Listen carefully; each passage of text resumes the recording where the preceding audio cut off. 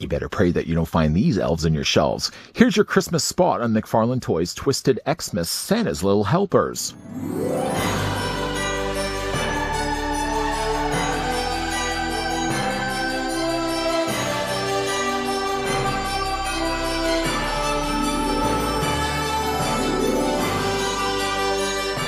McFarlane Toys' Twisted Xmas line takes a dark and disturbed departure from the merry magical North Pole. When they're not making toys for old Saint Nick, Santa's helpers are often found making mischief and wreaking havoc.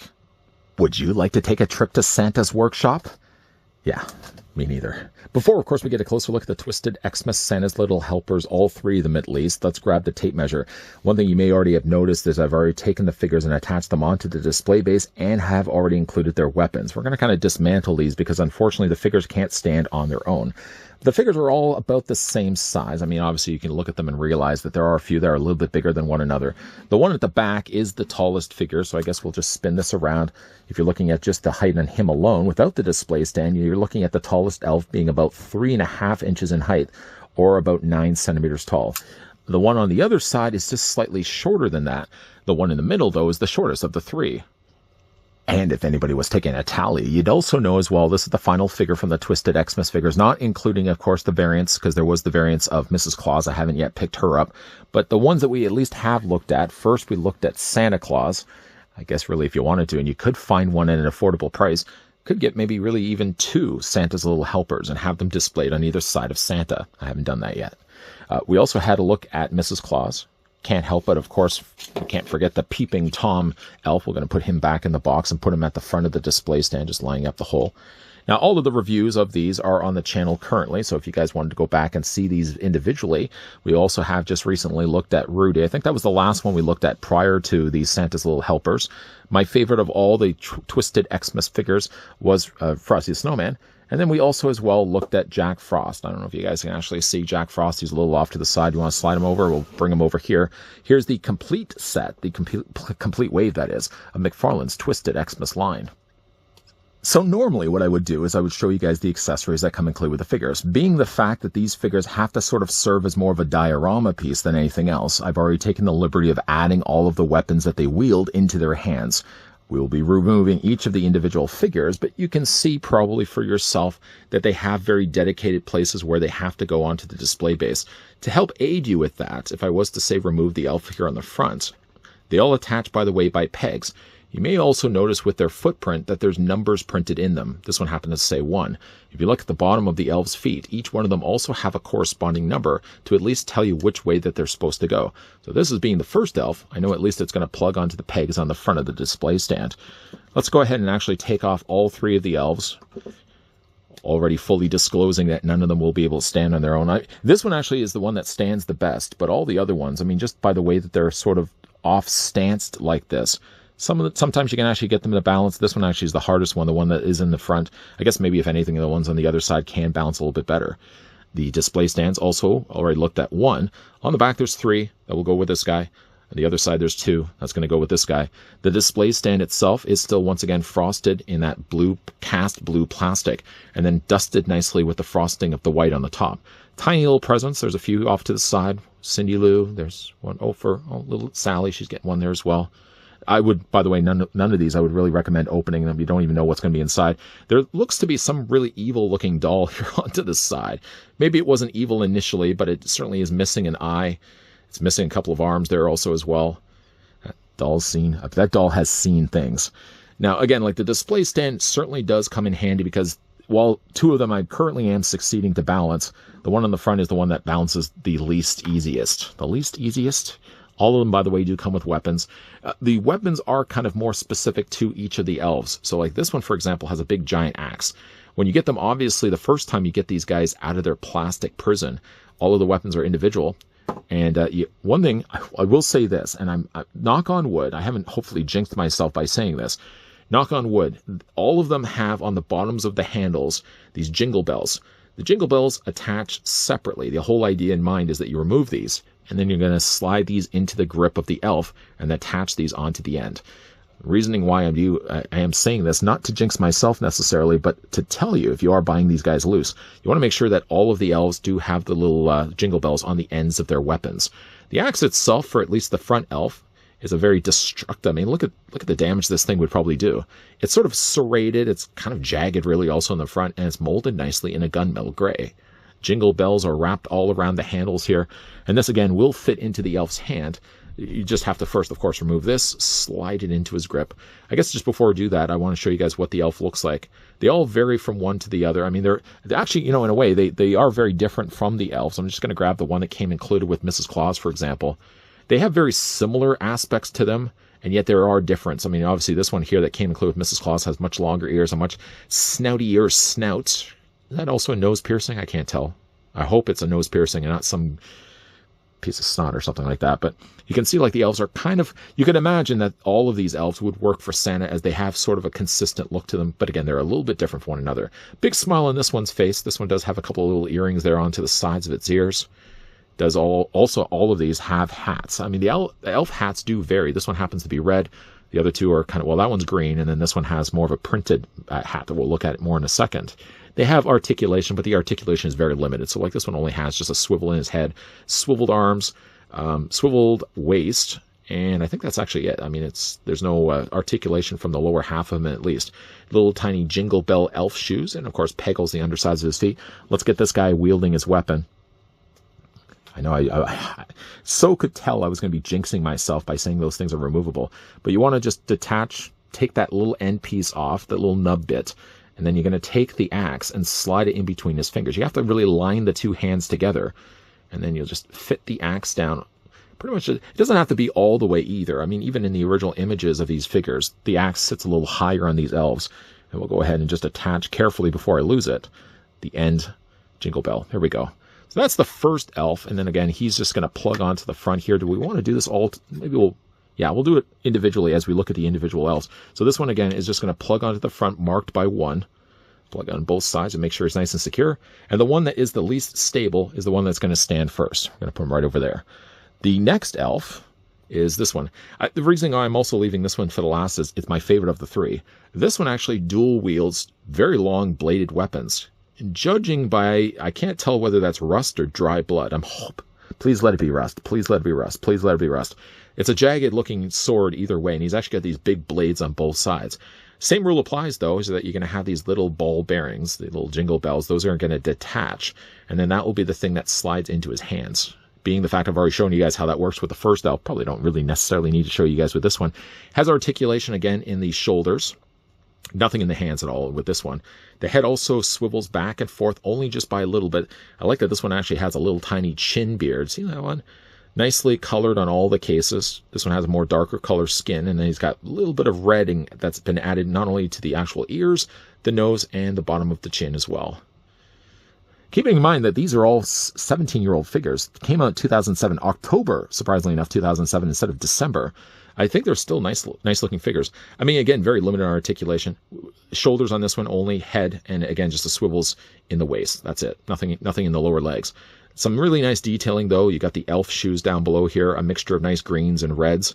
This one also has knee pads for one reason or another. Actually, I think all of them, yeah, all three of them have knee pads.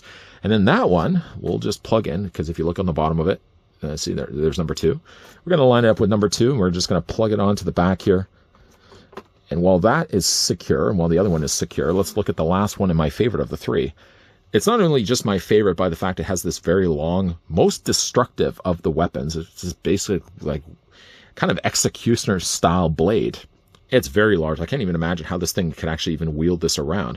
But he also has one other accessory. If you look on the back, he has this candy cane knife. The knife itself looks like it's been cast or probably even painted in silver. And then there's additional gold that they've added in there as well. There's a loop on the back of the belt, and that slides in place. This is something else you may want to be looking for if you're going to be buying these guys loose, that this is still that this one isn't missing. And again, like all these little ball bearings that they have at the bottoms aren't missing either. Now with this one, actually, this detaches in 2 places. So if I can get my hands in there, this one's a little bit harder. It detaches right, just detach this. I had this done earlier, and of course now it's going to give me a little bit more of a problem. There we go. It detaches right there. Can you see that or not? It detaches right at the top. And then you're going to take this, and I think the bottom comes off as well. But this whole section, basically, you're just going to attach the top, and this basically slides out through his hands. Being the fact, of course, I'll only be ultimately putting it back in his hands. Just going to plug everything back in place. But basically, this slides off here, this detaches here, and basically just slides out of his hands. Getting, though, a closer look at the face on this one, he's certainly the grumpiest, the angriest, I feel, of all the elves. And I love the way that this one's hunched over like this. Now, this one has a lot more green than the other elves that we've already had a look at. A darker green as well as a lighter green's added in there as well. You know, again, for these being as old of a figure as they are, the paint is really handled nicely on these. I also really like this one too because it has little snowflakes for his hat. But definitely I think it's the most fun figure of the three. Again, his articulation is very limited. His hands, or his arms, I should say, move only just in a straight swivel.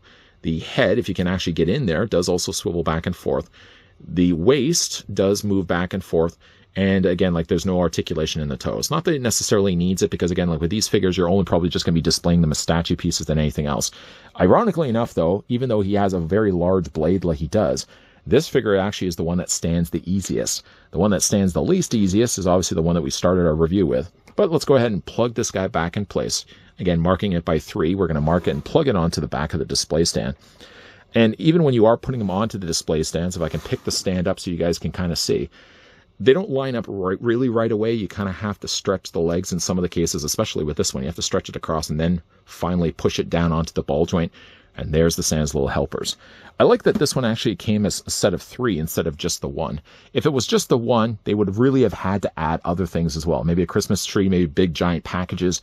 But that's not McFarlane's style. I'm glad to see he actually did release this as a 3-pack, even though really they're all kind of slightly smaller figures than the ones that we've looked at before. Just, you know, again, by comparing him to, say, old Saint Nick with his gas mask on the front of his face, and even comparing the 3 elves to to Mrs. Claus, you can see again, like when we add up all of them, we get a total of 5 elves. Even though really these ones already came included with Mrs. Claus, at least when you're displaying them on the shelf, if you're going to have Santa and you're going to have Mrs. Claus, you like to think as well you can actually have the ones that work behind the scenes working in the workshop. So I'm glad to see that, again, we got ourselves Santa's Little Helpers.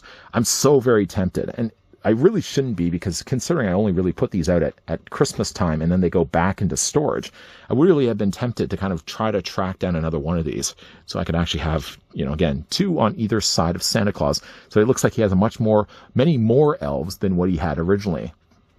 From what I remember, and it's not always a lot, I think the Santa's Little Helpers were ones that I had to pick up separately, as if when I initially picked up the entire lot on eBay, all of the figures were there except for this set, and I remember I had to pick these ones up separately, and even then, they were a little bit more expensive. It could have very well been the case that Santa's Little Helpers were more the rare or the limited figures for that pack, or maybe they weren't even part of the original retail releases. Either way, though, these are also one of the more expensive ones to look online. Ironically, again, enough, all the figures are sitting at around $90 to $100, sometimes even well into $120, $140. The one that's honestly still the least expensive is Rudy the Reindeer. So if you want to kind of get into this collecting of twisted Xmas figures, but you want to start slow, I think the best place is probably start to look at Rudy Reindeer first before you start trying to track down the more expensive looking figures. Funny enough, though, with these being stored away as many times as they have, because again, they only come out at Christmas time, I usually open them up at like late November. I put them out on display. I like to try to get as much mileage out of, for example, my Christmas displays before I have to pack them away again. These guys will be out again until probably like the first week or so of January, and then they'll be going back into bags. Ironically, though, between all the transit time of putting these back in bags, taking them out of bags, nothing has really been lost on all of these figures except for one branch for Jack Frost. I did mention that in that review. What could have potentially been broken or lost are the things that come included with Santa's Little Helpers. All of those tiny little balls that go on the bottoms of their handles, very susceptible to being lost, and knock on wood, I haven't lost anything yet. Still, though, I have to put these guys on display, and I have to still put them back away in January. Between now and then, well, let's hope. Let's hope. One thing I do also really like is the way they attach onto the display base by numbers. So instead of just kind of looking at these and guessing for yourselves the configuration of the feet, McFarlane does a simpler task of just adding numbers onto the display base, and providing you look at the bottoms of the feet on each of the soles of the elves, you know right away which elf is supposed to go where. The figures do attach with their handles of their weapons. The one that we looked at last with the largest looking blade was the hardest one to attach. I had a bit of a struggle. I don't know why, because these guys were already on my shelf, and yet I struggled. Of course, it always is the case. When you hit record, that's the time that you freeze. But yeah, that's the hardest one to kind of put into his hand, because you have to kind of put the handle in on one hand, and then you have to fit the main part of the blade inside between the hands before you snap essentially the end of the blade on the end of the handle. Does that make any sense? It made sense as I was saying it. It probably sounded even more confusing me actually saying it on camera. But what do you guys think of Santa's little helpers? Let me know down below in the comments section. Again, have you guys been collecting the Twisted Xmas figures? Do you have all of them? Or is there any ones that you guys are currently missing and trying to find now? Also as well, hey, if you guys enjoyed this video, now this is the last, unfortunately, of the Twisted Xmas figures, but we are still going to be looking at some more Christmas stuff during, of course, the rest of this month. We're about halfway through, if I'm looking at my outdated calendar correctly. Now, we're about halfway through December, so there's still a good likelihood we're going to be looking at some more Christmas goodies that's underneath the tree, making sure that you're not missing out on any of that. You can do a couple of steps. First of all, if you like the video, hit it with a like. If you're loving the content, yes, hit the subscribe button down below. And more importantly as well, make sure to turn on the bell notification. I know it's always the thing that all of us say to you guys. Turn the bell notification on. And you're probably thinking to yourself, I'm so tired of hearing that. Why do you have to keep saying it? The reasoning I have to say that is just by the way that the algorithm works with YouTube. You don't always get those notifications, sadly, of when new videos get posted. By hitting the bell notification, it's your way of telling YouTube, hey, I'm back here. I want to be heard. I want to see more of the content that's being posted by the person behind the camera, which is me. So turning on the bell notification does certainly go a long way to ensure that you're getting all those notifications, that you're in the know whenever news videos go up. As always, guys, thanks for watching. See you guys next time.